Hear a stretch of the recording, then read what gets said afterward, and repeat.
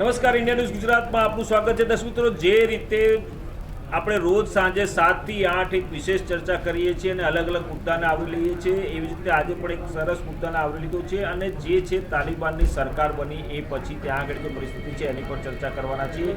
તાલિબાનોનું રાજ આવ્યું, તાલિબાન 2 કહેવાય છે, તાલિબાન 2.0 કહેવાય છે. અને જે રીતે તાલિબાનોએ સરકાર બનાવી, વચગાળાની સરકાર બનાવી અને જે પ્રકારના જાહેરનામા કે ફતવા કહીએ, ફતવા જાહેર કરવા માંડ્યા છે અને જે પ્રકારે ક્રૂરતા આચરવાનું શરૂ કર્યું છે, ત્યારે એવું ચોક્કસ કહી શકાય કે તાલિબાનોના રાજમાં આતંકને પૂરેપૂરું છૂટો દોર મળશે. આતંકીઓ પૂરા વિશ્વને હચમચાવશે, આતંકીઓ પડોશી રાષ્ટ્રોને પણ હેરાન કરી શકે છે. ત્યારે તાલિબાનોની મીઠી નજર એ લોકો પર રહેશે. ત્યારે ચોક્કસ એ કહી શકાય કે કામ છે લોહી બેવડાવવાનું, આવું છે તાલિબાન. આ મુદ્દે ચર્ચા કરવા માટે આપણી સાથે આજે ઉપસ્થિત છે જાણીતા રાજકીય વિશ્લેષક અને પત્રકાર વિષ્ણુભાઈ પંડ્યા, રાજકીય વિશ્લેષક દિલીપભાઈ ગોયલ અને ટૂંક સમયમાં આપણી સાથે જોડાશે એ જાણીતા સંપાદક અને હિન્દી મીડિયાના ઇન્ડસ્ટ્રીના જાણીતા કટાર લેખક આલોક મહેતાજી.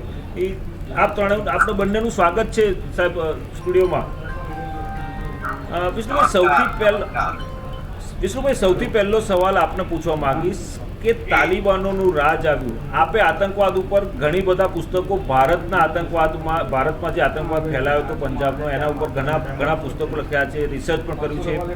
તો તાલિબાનનું જે 20 વર્ષ પહેલાં જે હતું, જે પ્રકારની ત્રાસ હતો, આતંક હતો, એ જ પ્રકારનો આતંક હવે જ્યારે વચગાળાની સરકાર બની છે ને જે સરકારમાં જે લોકોને સ્થાન આપવામાં આવ્યું છે, એ લોકોને જે પ્રકારની જોડાયા છે એને એ આતંકીઓને પ્રોત્સાહન આપે એવા છે.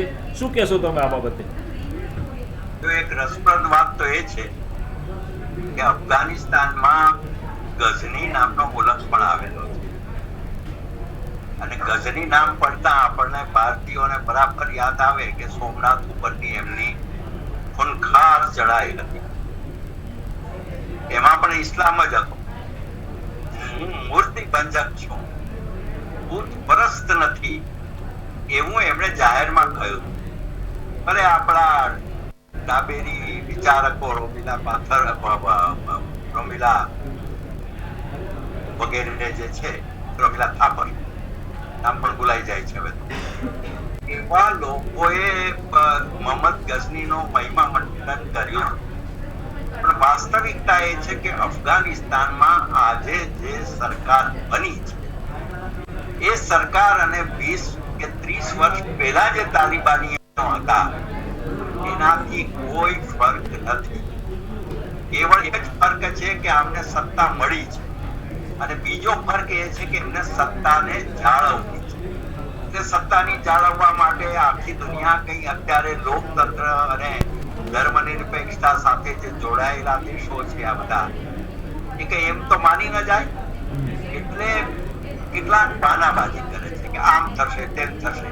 પણ તમે કહ્યું એમ વાસ્તવમાં તો ત્યાં મહિલાઓને બુરખા પહેરવાનું, મહિલાઓનું અલગ શિક્ષણ, સંગીતકારોને હકાલપટ્ટી, પત્રકારો ઉપરનો માર, આ ઘટનાઓ સળંગ છે. આપણને યાદ હશે કે તાલિબાનના જમાનામાં એકવાર આખી સ્કૂલ અને એની જુવાન શિક્ષિકા અને નાના બાળકો બધાને મારી નાખ્યા હતા. એનું કારણ શું હતું કે શરિયાની વિરુદ્ધમાં છે. મોટી શરિયા. આ દુનિયામાં ધર્મ ભલે રહ્યો, પણ ધર્મને તમે એક આતંકની સાથે જ્યારે જોડી દો ત્યારે બહુ મોટી ઘટના બને છે. મને લાગે છે કે અત્યારે જેનો નવો અવતાર કહેવામાં આવે છે, કેટલાક અલગ અલગ એના નામ આપે છે. હમણાં એક વિદ્વાન વિવેચકે આજે જ એને એથનો નેશનાલિઝમ કહ્યું છે, વંશીય રાષ્ટ્રવાદ. વંશીય રાષ્ટ્રવાદ એટલે શું? આ પંડિતો પોતાની રીતે જે નિપજાવે છે, વાસ્તવિકતા એ છે કે નેશનાલિઝમ આમાં છે જ નહીં સાહેબ. સત્તાવાદ છે, પાવરિઝમ તમે કહો. અને આ પાવર ટકાવવાનું એનું છે, એને પંચશીલ ને બાકી બધા એના વિરોધીઓ 9 જેટલા રાજ્યો એ વિરોધમાં છે. એટલું જ નહીં, આખી દુનિયા વિરોધમાં છે. અમેરિકા વિરુદ્ધમાં છે, બ્રિટન વિરોધમાં છે, ફ્રાન્સ વિરુદ્ધમાં છે. 3 મિત્રો એમને મળ્યા છે અને 3 મિત્રોની મજાની આખી એની કોમ્બિનેશન જુઓ તમે સાહેબ. માર્ક્સે પોતાના જે દાસ કેપિટલ ગ્રંથ લખ્યો સામ્યવાદની પહેલા, સામ્યવાદ માટે એમાં 3 પાના રોક્યા છે ધર્મ માટે. Religion is a organised religion is a sin.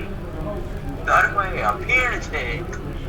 હવે તમે જુઓ કે રશિયામાં શું છે, કમ્યુનિઝમ છે. ચીનમાં શું છે, કમ્યુનિઝમ છે. એ બંને જો અફઘાનિસ્તાનને પ્રસાદી પર ટેકો આપતા હોય તો એનો અર્થ એ થયો કે બધાના કેન્દ્રમાં કોઈ ઇઝમ નથી, માત્ર સત્તા છે અને સત્તાની સાથે ધાર્મિક જનો અફઘાનિસ્તાનમાં જોડાય. डॉक्टर आलोक जी, मैं आपसे पूछना चाहूँगा कि अंतरिम सरकार बनी तालिबान में, अफगानिस्तान में तालिबानों की अंतरिम सरकार बनी, जिसमें जिस तरह से सरकार में जिन लोगों को शामिल किया गया है उसमें हक्कानी ग्रुप के सिराजुद्दीन को इंटरिम मिनिस्टर बनाया गया, मतलब कि गृह मंत्रालय दिया गया है, और उनके चार्ज लेने के बाद तुरंत ही महिलाओं पे अत्याचार, जर्नलिस्ट के ऊपर अत्याचार, ऐसे अलग अलग अत्याचार शुरू हो गए. और जिस प्रकार के हम विजुअल्स और रिपोर्ट देख रहे हैं, तो तालिबान जो पहले बोल रहे थे अफ़गानिस्तान पे कब्जा जमाने शुरू हुआ था और जमाना शुरू कर दिया था और अमेरिका जा रहा था वापस, उस टाइम बोल रहे थे हम लोग सुधर गए हैं, पहले जैसे नहीं है. लेकिन अब सही मायने में जो चित्र है वो बाहर आ रहा है, पिक्चर बाहर आ रहा है. तो ये तालिबान की मंशा क्या है? विजय जी, आप देखिए बदले कहाँ से. अभी हमारे मेहमान बता रहे थे बदलना कुछ नहीं है बल्कि उल्टा है. आप ही बताइए, कभी इमरान खान को हमने सोचा था? मैं तो इतने सालों से देखता रहा हूँ, जो तानाशाह जो होते थे बड़े मिलिट्री डिक्टेटर से ज्यादा खराब हालत इमरान की है, क्योंकि वो ISI और सेना जो पाकिस्तान की है वो उसकी कठपुतली की तरह काम कर रहे हैं. वो इन्हीं का एक एक्सटेंशन है. इसलिए मैं तो आपसे भी निवेदन करूंगा अफसर जी भाई कि हम इसको अंतरिम सरकार भी क्या कहें.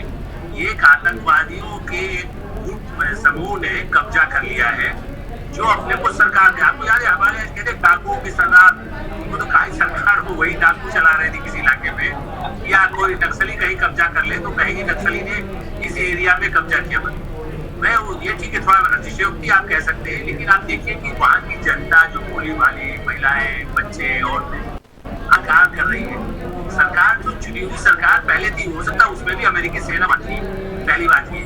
दूसरा, आपने कहा आपको एक नाम दे रहे हैं, 20 ऐसे आतंकवादी हैं जो इस तथाकथित सत्ता में जो लोग आए अपने को बता रहे हैं बंदूक के बल पर, उनका डिक्लेयर्ड नाम है. कई बात है, अब यहाँ बताइए ना, जिसका नाम अंतर्राष्ट्रीय यूनाइटेड नेशन ने आतंकवादी किया हुआ है. अभी 15 दिन बाद एक बैठक होने वाली है. क्या उस बैठक में उस आतंकवादी को जो आप दुनिया में कह रहे हैं कि भाई इसको गुनाह में सजा होनी है, आप उसको अपने साथ बिठाएगी दुनिया, अमेरिका और यूरोप? आज तो उसने अमेरिका को धमकी दे दी है, जिसने उसके साथ समझौता तो वहां में किया था. इसलिए मेरा ऐसा मानना है कि ये बहुत खतरनाक फेज है. अफगान जनता के प्रति सहानुभूति है, जैसा अभी हमारे भाई कह रहे थे, महिलाओं पर जुल्म हो रहे हैं, घोड़े बरसाए जा रहे हैं, वो वही कट्टरपंथी, और मैं इसलिए कहूंगा धर्म भी नहीं है, उनका एक ही है, सत्ता और अफीम ड्रग्स के धंधे में दुनिया में जिसके बल पर पैसा था. हाँ, हथियार उनको अमेरिका ने गलती की है, जिस तरह से गए हथियार भी छोड़ गए. पहले भी जो वहाँ की सेना थी, जो जब सरकार चल रही थी, थोड़ा बहुत उसमें भी कई थी कमियां, उनमें उस समय भी आतंकवादी हमले हो रहे थे. लेकिन जिस तरह से वो चले गए और वहाँ की सेना उतनी सशक्त नहीं थी, इसीलिए तालिबान को कब्जा हो गया. पाकिस्तान को भी अल्टीमेटली तबाही का सामना करना पड़ेगा. ओसामा बिन लादेन को शरण दी थी, आज भी उन्हीं के लोग यहाँ पर वेश बदल के, जिसको कहते हैं ना, कपड़ा बदल के आ जाइए, भारत में मिलिट्री का कपड़ा पहन लीजिए, कहिए क्यों. ऐसे ही ये लोग तालिबान के कपड़ा पहन करके ISI ट्रेन आर्मी के कपड़े पहन के आए हैं. केवल पाकिस्तान और एक हद तक वैसे चीन ने, कल देखिए ब्रिक्स सम्मेलन में प्रधानमंत्री नरेंद्र मोदी की अध्यक्षता में चीन ने आतंकवाद का नकारा है. तो चीन भी धंधा करना चाहता है, बिजनेस. इसलिए मैं मानता हूँ कि ये आने वाले दिन तालिबान को, बल्कि हमारे यहाँ कुछ जो बड़े अपने आप को बड़ा वो मानते हैं, पहले सत्ता में रहे हैं, ऐसे नेता भी जब कहते हैं कि मान्यता दे दो या बात करो, किससे बात करें? आतंकवादी जो बंदूक की नोक पर औरतों को मार रहे हैं, हाँ, स्थिरता आए, सभी की मिली जुली, वहाँ और भी जो पहले के भी हो रहे हैं संगठन, उनके साथ या पहले की सरकार में जो लोग हैं उनके साथ संवाद जारी रखें डिप्लोमेटिकली, वो हम कर सकते हैं कि भाई वहाँ की जनता पे उनके दुख दर्द में हम साथी हैं। लेकिन पाकिस्तान ISI से तो करते, उसके बाद भी तो आतंकवादी भेज ही रहा है। तो हम अपने इंटरेस्ट को ध्यान में रखकर तालिबान के साथ करेंगे, लेकिन आज की तारीख में वो न सरकार है बल्कि एक, जैसे कहते हैं, बंदूक के नोक पर किसी को बंधक बना के अफगान जनता को वहां पर बैठा लिया है। अभी we have to wait some time, हमें इंतजार करना होगा। और प्रधानमंत्री नरेंद्र मोदी और भारत की सरकार ने जो पहल की है जयशंकर ने, कि भाई इसको जरा आतंकवाद क्यों अंतर्राष्ट्रीय आतंकवाद से मान के चलिए। हम तो पाकिस्तान को आतंकवादी देश घोषित करने की मांग करते रहे, जब मोदी हाफिज सईद को बिठाता है, ओबामा को बिठाता है, और इसीलिए कुछ अंकुश उस पर लगना चाहिए। आर्थिक नाकेबंदी तालिबान और पाकिस्तान पर जब होगी तब शायद अफगान जनता के हित में और पूरे एरिया और विश्व के लिए भी शांति के लिए कोई सरकार बन सकती है।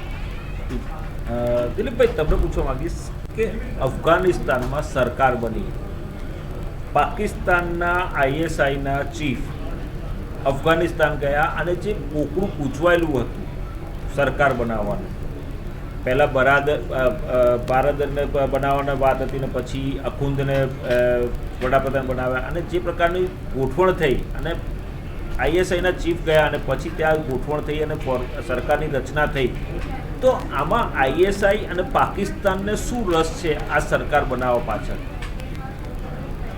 તો લાંબા સમયથી રસ છે, તો હું વખતથી માને છે કે અફઘાનિસ્તાનમાં અમારો રસ છે, આજકાલનો નહીં, દાયકાઓથી છે. તાલિબાનનો જન્મ થયો પહેલાથી, કારણ કે જન્મ જ તાલિબાનનો પાકિસ્તાન એટલા માટે કર્યો હતો કે અફઘાનિસ્તાનમાં પોતાનો હક રહે. કારણ કે જે પઠાણો છે, જે પખ્તુનખો કે આપણે પઠાણ છે, એ સરહદની બંને બાજુ રહે છે. પખ્તુનમાં પ્રાંત છે એ પાકિસ્તાનમાં પણ છે, ત્યાં પણ વસ્તી છે, અને બાકીની વસ્તી અફઘાનિસ્તાનમાં જે કન્ટિન્યુઅસ આખી વસ્તી છે. એટલે અહીંના જે અફઘાની નેટવર્ક ઊભું કર્યું છે આસમાંથી, કે પાકિસ્તાને ઊભું કર્યું છે. એને તો ત્યાં રસ છે કે પોતાનો ત્યાં રહે. એને કારણે એ બહુ બધા મોટા દેશો નચાવી શકે છે. તમે જુઓ કે ભારતનું નામ લઈને પાકિસ્તાન છે અમેરિકાને વર્ષોથી નચાવે છે.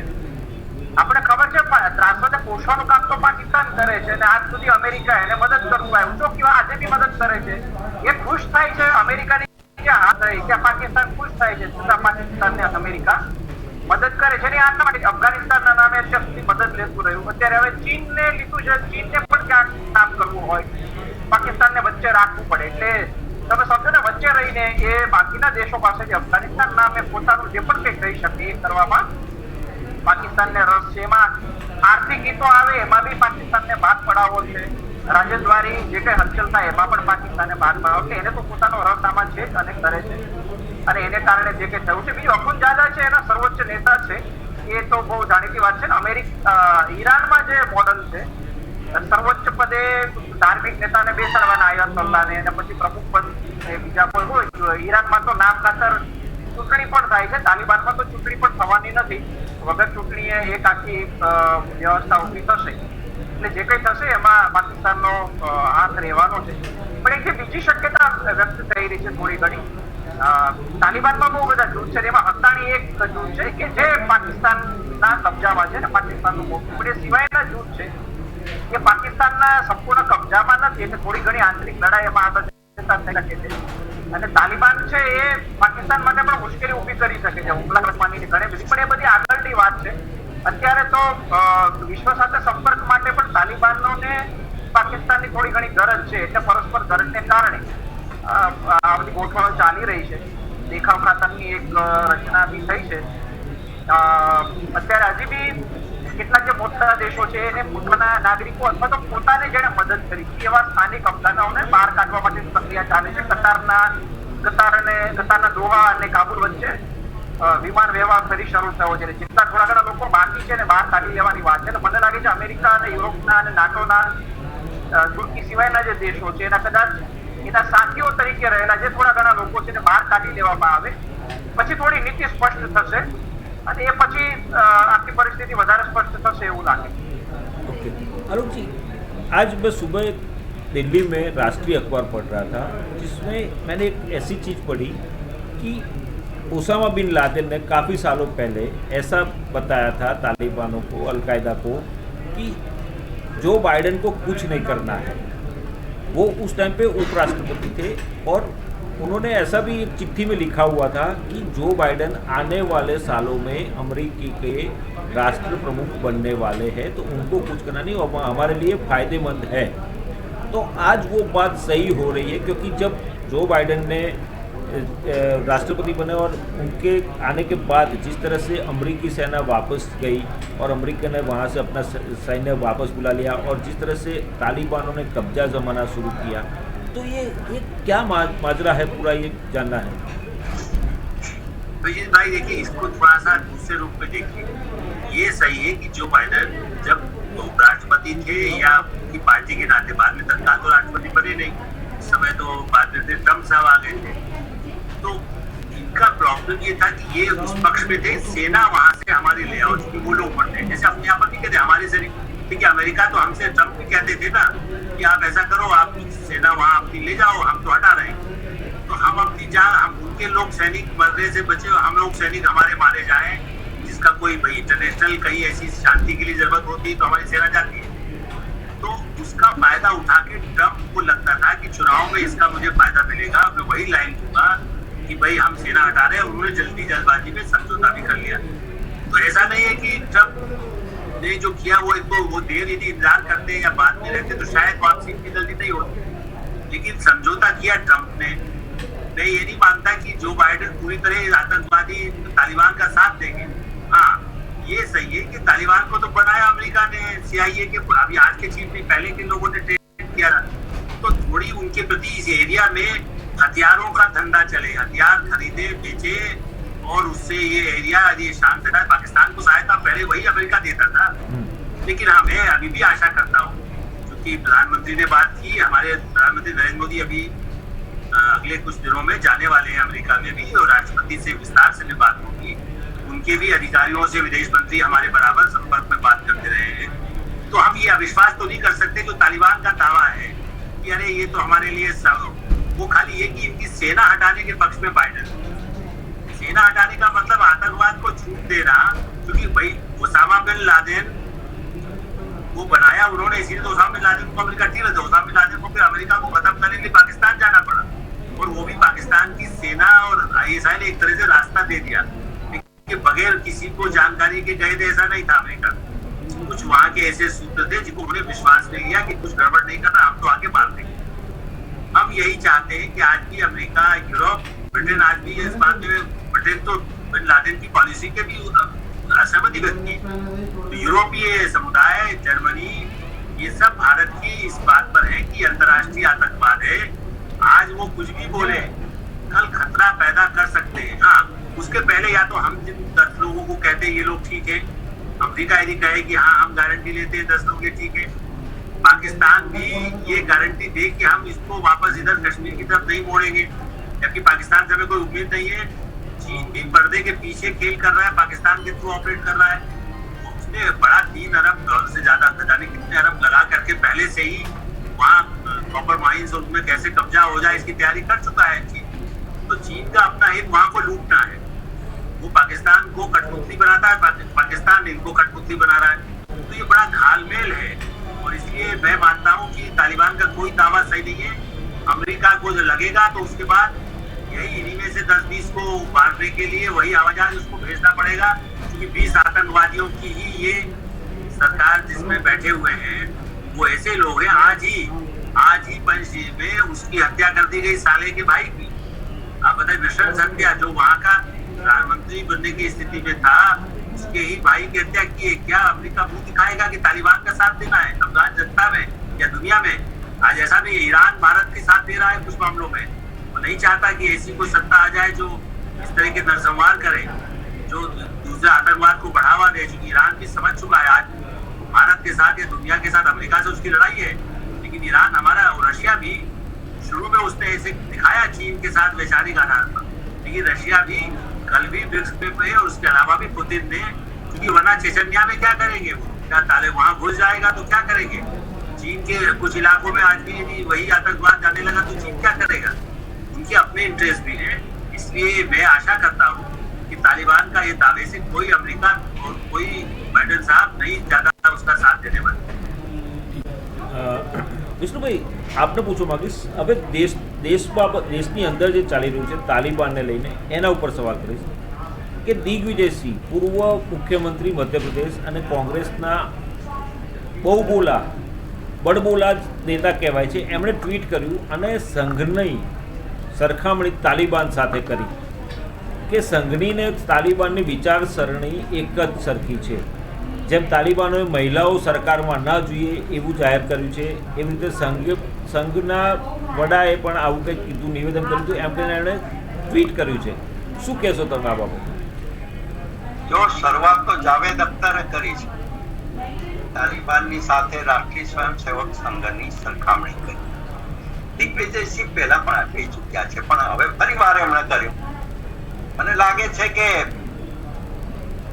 એક વાર, હવે આ અશક્ય છે છતાં કહી શકું, आलोक जी उसमें सम्मत होंगे जी, दिग्विजय सिंह जी को एक बार राष्ट्रीय स्वयंसेवक संघ की शाखा में जाना चाहिए, अब पता चले कि वो तालिबान है या कुछ और है.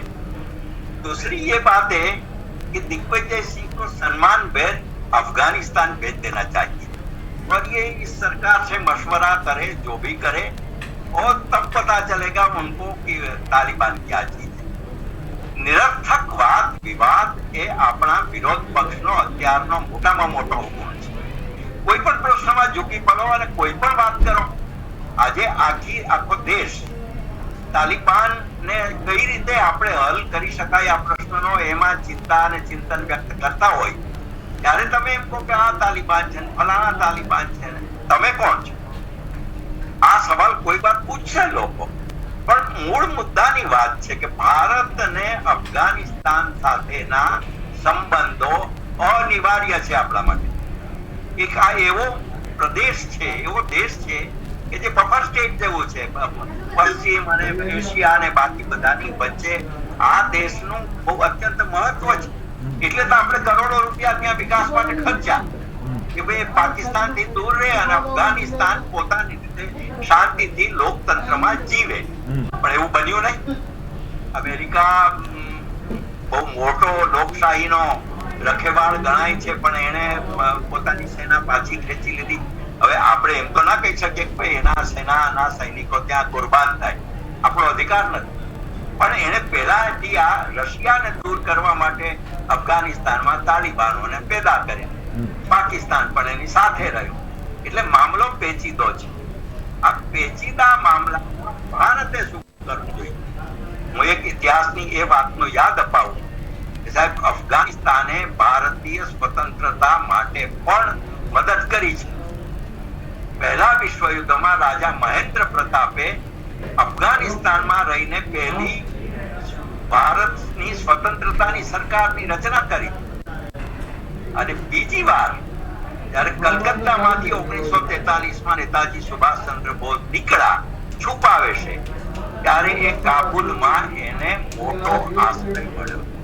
લાલા ઉત્તમચંદ ને બાકી બધાની કથામાં એ વાત છે.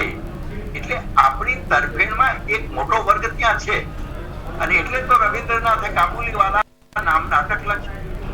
પણ આ કદાચ ભૂતકાળ થઈ ગયું. આજે જે મામલો છે અત્યંત પેચીદો છે અને એમાં કોઈ ધર્મની અને સત્તાની એ બે સિવાય ત્રીજી વાત નથી. ભાઈ દિલીપભાઈએ જે વાત કરી કે વડાપ્રધાનનું ચરિત્ર જોવા જેવું છે. મુલ્લા મોહમ્મદ હસન અખુંદ, આ ભાઈશ્રીએ 2001માં 6ઠી સદીના જે બામિયાન બૌદ્ધ છે એ પ્રતિમાઓને તોડી પાડવામાં એટલે બીજા ધર્મના પણ તોડવા અને પોતાના ધર્મને શરિયા અને કુરાન શરીફના અનુકૂળ બનાવવા. હવે એની વ્યાખ્યા શું છે આપણે જાણીએ છીએ. એટલે કોઈ આ લોકોને કોઈ ધર્મ સાથે કોઈ લેવા દેવા નથી.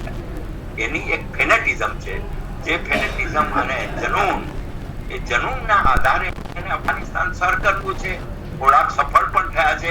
આ લોકોએ ઠીક કર્યું કે આ એક અંતરિમ સરકાર છે. હું એમ પણ કહું કે કદાચ અફઘાનિસ્તાનના નસીબે આ અંતિમ સરકાર છે. એના પછી કોઈ નવું એક વલણ ઊભું થશે. એટલે આ થવું જોઈએ.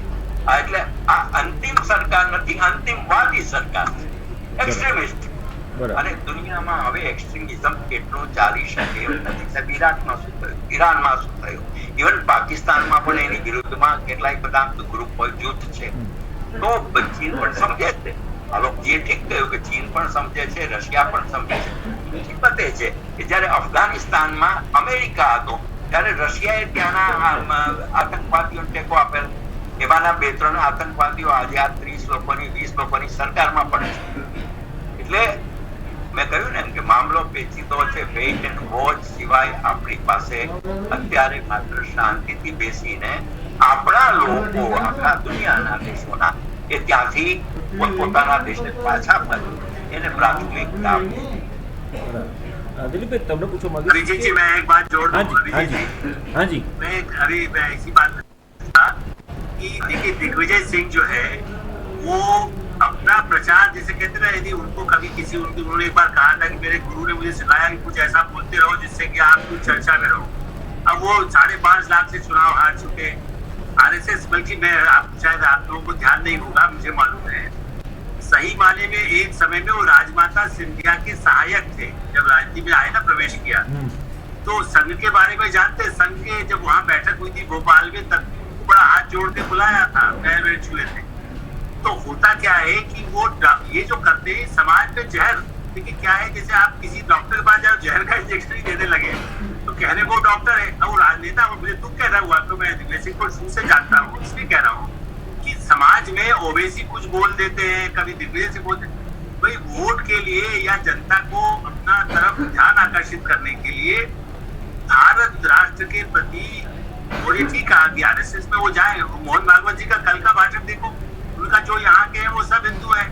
मतलब ऐसा नहीं है कि, और इसके पहले रज्जू भैया ने मुझे इंटरव्यू दिया था कई साल पहले, प्रोफेसर राजन सिंह जी जो संचालक थे, तब भी उन्होंने यही बात कही थी। लोगों को तब प्रचार के साधन नहीं थे, टीवी नहीं था, तो और इसलिए मेरा मानना है कि इस तरह की बातों को डिक्लेयर किया जाना चाहिए और तालिबान को, जैसी दुनिया की जो अंतर्राष्ट्रीय आतंकवाद है, उससे दिग्विजय सिंह हो या ओवैसी हो, उनको समझना होगा कि भारत में रहना है, भारत के लोगों को धोखा में मत रखिए और अफगान जनता को भी धोखा मत दीजिए ना। आपको यहाँ वोट मिलेगा ना, अफगानिस्तान में मिलेगा। कल महिलाओं का वोट दिग्विजय सिंह जी जैसा ठीक था, वो उनको भेज दे कि भाई आप शांति बन के चले जाओ, आप तालिबानों बंदूक के बीच में रहकर के सबके पर्दे, उनके जो वो कहते हैं कि महिलाओं को वैसा रखना है, उनको बचा लीजिए।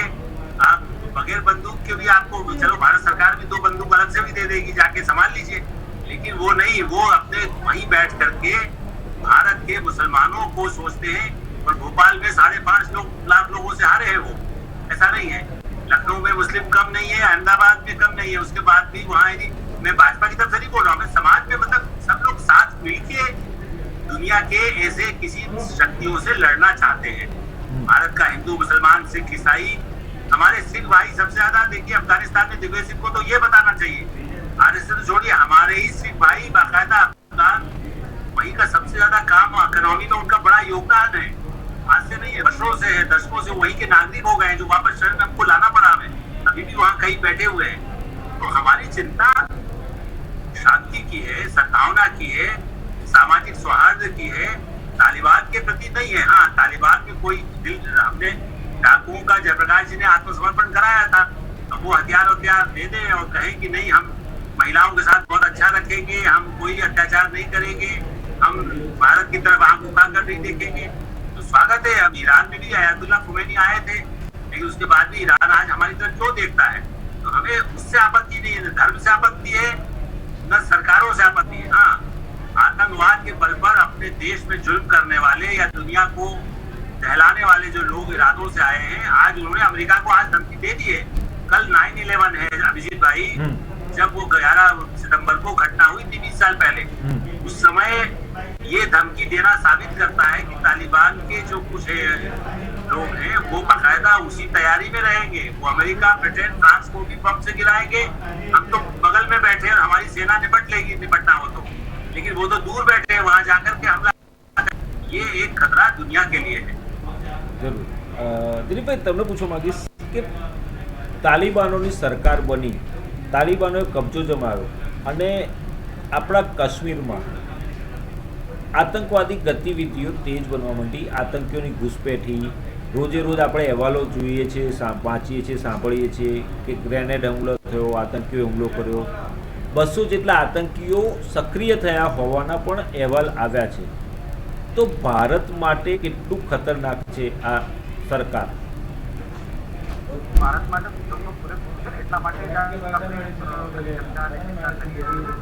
કારણ કે આતંકવાદને પોષવા આખો દેશ તૈયાર થઈ ગયો છે. અડ્ડાઓ તો ચાલતા હતા, પણ તમારે છુપાઈને કામ કરવું પડે. એને બદલાવે તો તમે સરેઆમ સરકારમાં બેઠા છો તો કરી શકો છો. જોખમ તો છે, પણ આપણી સેના તૈયાર છે ને એને માટે સજાગ છે. કાશ્મીરમાં પણ પરિસ્થિતિ બદલાઈ છે પહેલા કરતા. લડાખ થઈ ગયું, લડાખ સુધીનો આપણે ચિંતા નથી રહી. જમ્મુ અને કાશ્મીરમાં કાળજી લેવાની છે. એટલે આપણે સાવચેત તો રહેવું જ પડે, આજે નહીં પણ કાલે. અને કદાચ જે રીતે આપણે પાકિસ્તાનમાં તો ચૂંટાયેલી સરકાર જેવી બી હોય એના પરિસ્થિતિ છે, પણ ચૂંટાયેલી છે એના સમય પણ આપણે ખબર છે કે પાકિસ્તાન કે આપણે સાવધ રહેવું પડે અને ત્યાં પણ આતંકવાદના અડ્ડાઓ તો છે. એ રીતે અફઘાનિસ્તાનની બાબતમાં આપણે ચિંતા ચોક્કસ કરવાની, સાવધાન રહેવાનું છે. પણ જે કે બહુ મોટા પાયે હુમલાઓ થવા લાગશે એવી બી કોઈ એ અર્થમાં ગભરાવાની કોઈ વાત નથી. પહોંચી વળી એમ છે આપણે, અને બીજું સક્રિય બંને રીતે અને રાજદ્વારી રીતે પણ આપણે એ પણ યાદ રાખવું કે રાજદ્વારી રીતે પણ ભારત સક્રિય છે. એકચ્યુઅલી અત્યારે મુશ્કેલી એ છે કે સરકાર સારી રીતે કામ કરી રહી છે તાલિબાન અને અફઘાનિસ્તાનના મુદ્દે, પણ હવે સમર્થકો એટલું બધું જગાવી રહ્યા છે કે આમાં સરકારને મુશ્કેલી થશે. કારણ કે તમે જેને આતંકવાદી ને ત્રાસવાદી ને આ બધું કરો છો, આવતીકાલે એની યાર કદાચ થોડી ઘણી નામ પૂરતો બી સંબંધ તો રાખવું પડશે સરકારે. સરકાર માટે મુશ્કેલી પેદા થશે, કારણ કે બધા રાખી જ રહ્યા છે. ગઈકાલે જે બોલ્યા પુતિન, એ 2-3 વાક્યોમાં આપણે બી એને તો કહેવાની લોકશાહી, એટલે તો હજી અમે સામ્યવાદ કહીએ છીએ અને લોકશાહી વ્યવસ્થામાં અમને રસ નથી એવું ચોખ્ખું બોલ્યા. એટલે એનો તો પોતાનો ઈરાદો છે ને પોતાના માટે બોલ્યા છે. એને જયારે અને અમેરિકાની ટીકા વધારે કરી છે, એનો મતલબ કે એવી જરૂર પડશે તો તાલિબાન સાથે કામ કરશે અને ચીન તો કરી જ રહ્યું છે કામ. એટલે આપણે ઠરાવથી પસાર કરાવી શકીએ, દેશ બીજા લોકોને વાતો બી કરી શકીએ, બધું થશે. પણ બધા દેશ પોતપોતાના સ્વાર્થને ધ્યાનમાં રાખીને કામ કરવાના. અમેરિકા તો એરિયાને કામ કરી જ રહ્યું છે. એટલે બધી પરિસ્થિતિને ધ્યાનમાં રાખીને સરકાર બેક ચેનલ પણ જે કંઈ કરી છે સારી રીતે કરી રહી છે. પણ સરકારના જે સમર્થકો છે જ્યારથી આ ઘટના બની છે 15મી ત્યારથી એટલી બધી ઉમરાણ મચાવી રહ્યા છે કે આ સરકારને તકલીફ થાય એવું છે. મારું એ કહેવાનું છે સવાર સાંજ તાલિબાન ને અફઘાનિસ્તાન ને તાલિબાન ને અફઘાનિસ્તાન આપણે સરકારને ખબર છે, સાવધ છે, કામ કરી રહી છે. પણ આ હુમલાઓ થઈ જશે કાશ્મીરમાં આપણે એ કરીને એક તો પ્રજામાં ગભરામણ કરવાની જરૂર નથી અને સરકારને મુશ્કેલી થાય એવું આ બધું વાતાવરણ ઊભું કરવાની જરૂર નથી. આ ત્રાસવાદી સરકાર છે, બધાને ખબર છે. પણ હવે જે રીતે પાકિસ્તાન સાથે આપણે પનારો પાડીએ છીએ ત્યારે પાડવાનો છે, સરકારમાંથી છે અને પાડશે એવું મને લાગે. બરાબર. વિષ્ણુભાઈ, આપે તો આતંકવાદ ઉપર ઘણું બધું રિસર્ચ કર્યું છે, પુસ્તક પણ લખેલા છે. તો એ વખતનો જે આતંકવાદ હતો આપણે ભારતમાં, ખાલિસ્તાનનો આતંકવાદ હતો, જે કંઈ આતંકવાદ હતા, અને પછી જેમ જેમ ટેકનોલોજી બદલાતી ગઈ ને જે પ્રકારનો આતંકવાદ સમગ્ર વિશ્વને આજે હચમચાવી રહ્યો છે, તે એ બે પ્રકારના જે આતંકવાદ છે, પહેલાના આતંકવાદ અને અત્યારના આતંકવાદમાં ફરક શું લાગે છે આપને? જો દરેક પરિસ્થિતિ પ્રમાણે આતંકવાદ પણ સ્વરૂપ બદલે છે. શરૂઆતમાં અલગ પ્રકારનો હતો એ વાત સાચી છે. તમે ઈરાનનો જુઓ, ઈરાકનો જુઓ, ઇવન વિયેતનામમાં પણ અમેરિકાએ જે પ્રકારની ચડાઈ કરી ત્યારે પણ કેટલાક વિદ્રોહ જન્મ્યો હતો. ચીનમાં આજે એક જમાનામાં લોંગ માર્ચ અને માઓ ત્સે-તુંગની બોલબાલા હતી, આજે નથી. ત્યાંના મુસ્લિમો એની વિરુદ્ધમાં છે.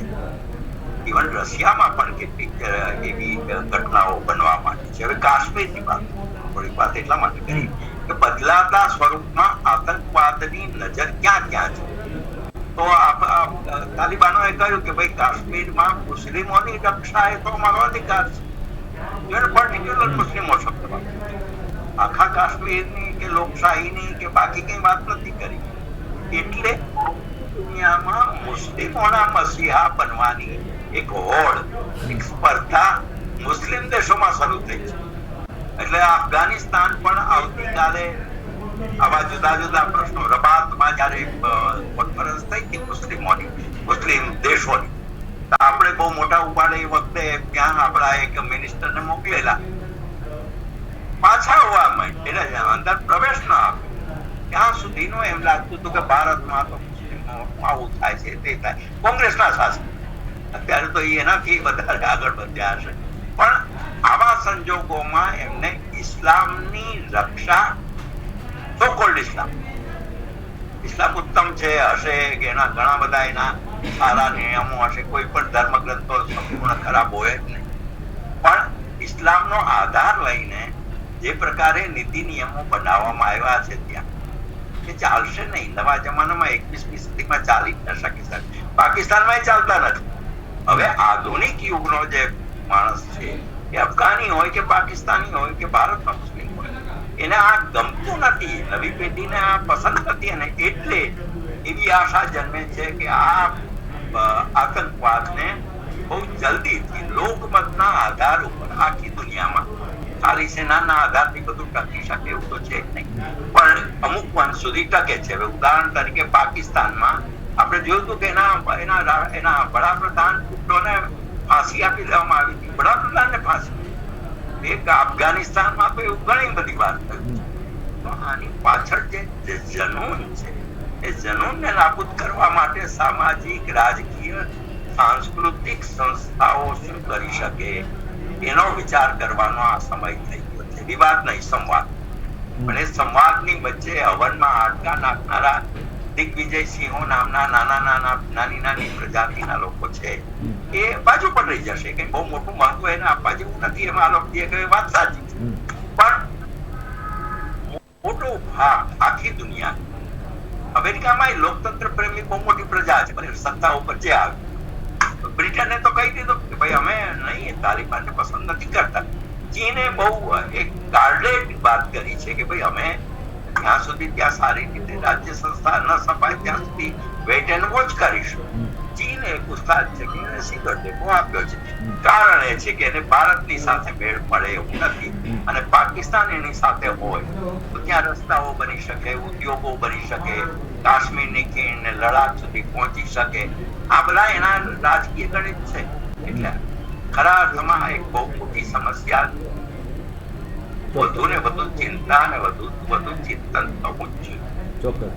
आलोक जी, कल प्रधानमंत्री की अध्यक्षता में ब्रिक्स की समिट हुई जिसमें चाइना, रशिया जैसे राष्ट्र के प्रमुख जुड़े थे और चाइना और रशिया ने भी अफगानिस्तान में जिस तरह से तालिबानों ने कब्जा जमाया और सरकार बनाई उसकी कड़ी निंदा की गई.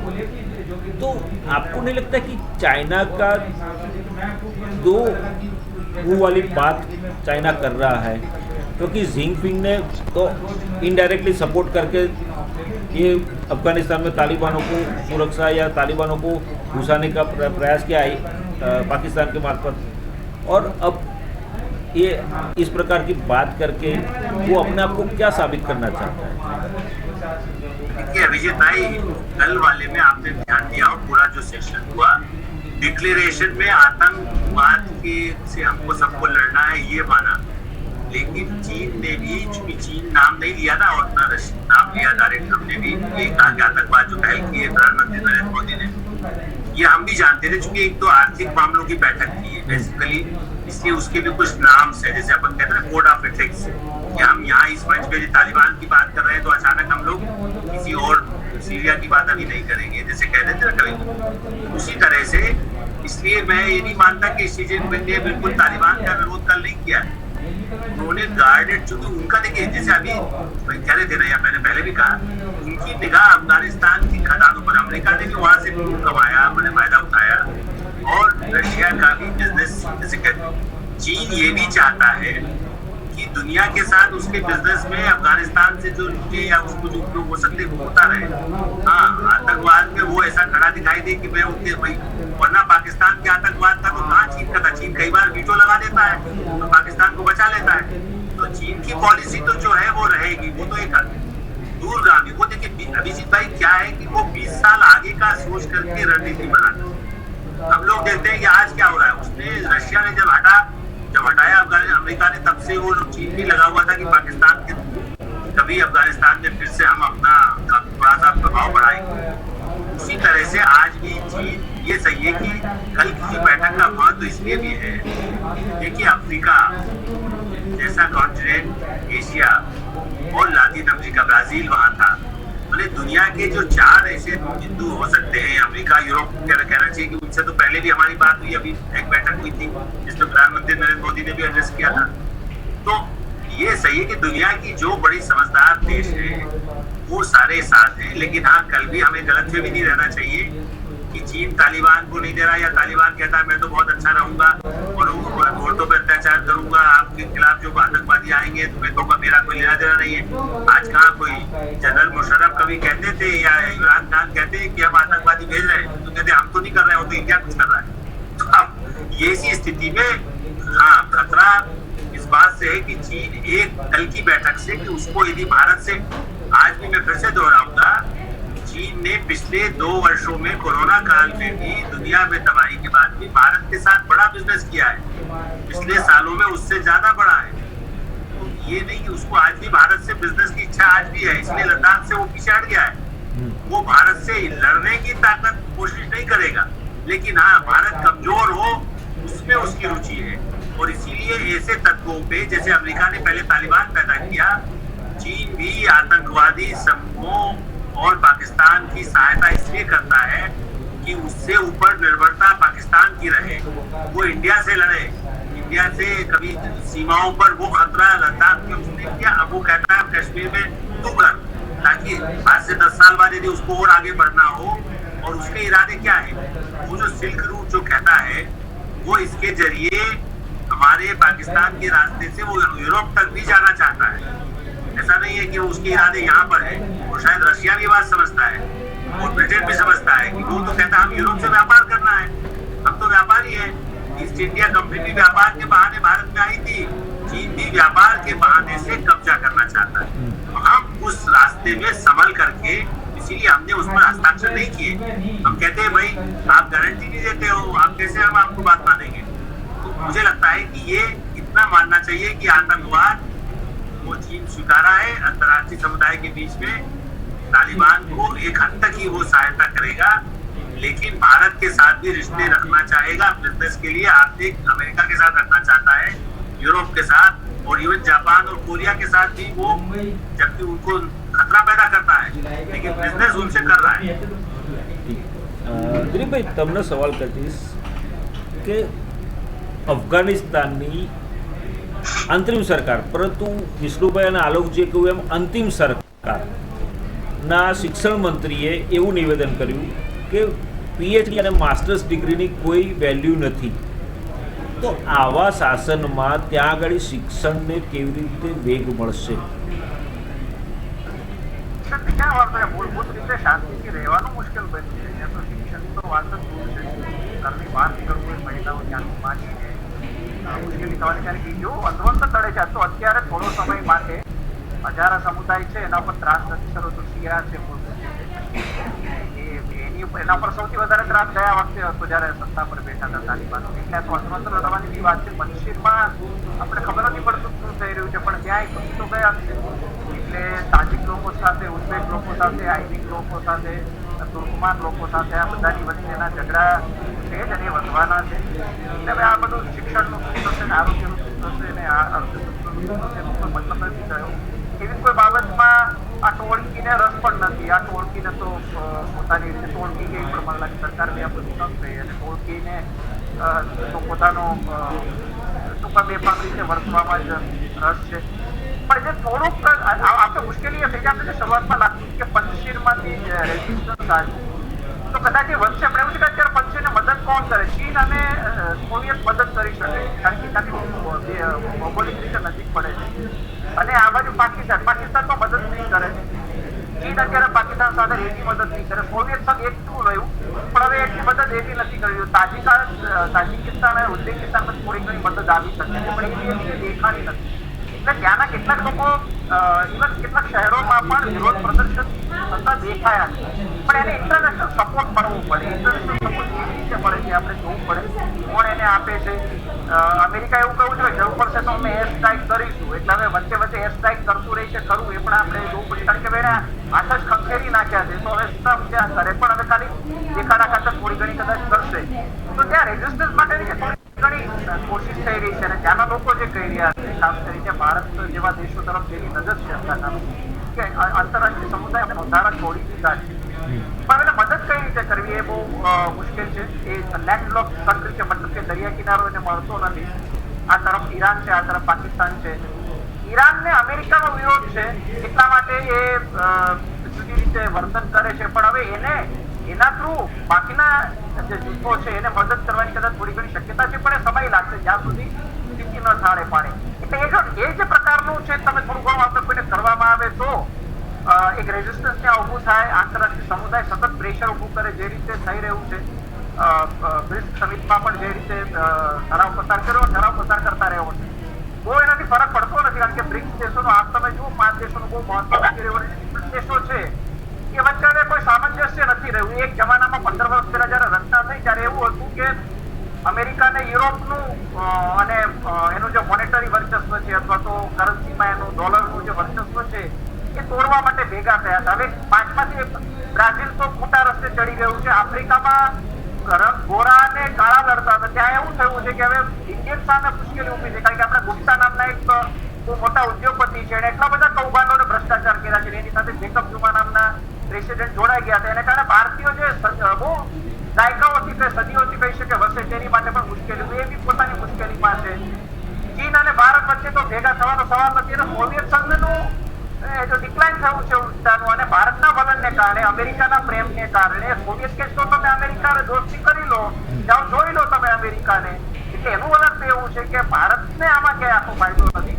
પણ પોતાના હિત ખાતર ભારત પ્રેશર કરતું રહે વિશ્વના જ્યાં બી મંચ મળે ત્યાં અને આંતરરાષ્ટ્રીય સમુદાયનું પ્રેશર વધે અને કોઈક રીતે ત્યાંના જે લોકો રેઝિસ્ટન્સ કરવા માંગે છે તાલિબાન સામે લડવા માંગે છે એને માત્ર મોરલ સપોર્ટથી નહીં ચાલે એને બીજી રીતે પણ મદદ કરવી પડશે એવું કંઈક થઈ શકે પણ એ ક્યારે થાય છે કેવી રીતે થાય છે માટે આપણે થોડી રાહ જોવી ચોક્કસ દર્શક તો જે રીતે તાલિબાનમાં સરકાર બની સરકારી રચના થઈ અને જે મંત્રીમંડળની નિમણૂક થઈ મંત્રીમંડળમાં સમાવેશ કરવામાં આવ્યો એમાં મોટા ભાગના ભૂતકાળમાં જે ત્રાસવાદી પ્રવૃત્તિઓમાં સંકળાયેલા હતા ત્રાસવાદ તરીકે જાહેર થયેલા છે યુએને પણ જાહેર કરેલા છે અને જેના માથે કરોડોના ઇનામ જાહેર કરવામાં આવ્યા હતા એવા લોકો મંત્રી બન્યા છે અને ત્યાં આગળ જે પ્રકારના જાહેરનામા બહાર પાડીને ક્રૂરતા શરૂ થઈ છે ત્યારે અફઘાનિસ્તાનના લોકોનું ભવિષ્ય શું એ હવે આંતરરાષ્ટ્રીય સમુદાય વિચારવાનું છે ભારત થોભોને રાહ જોવાની નીતિમાં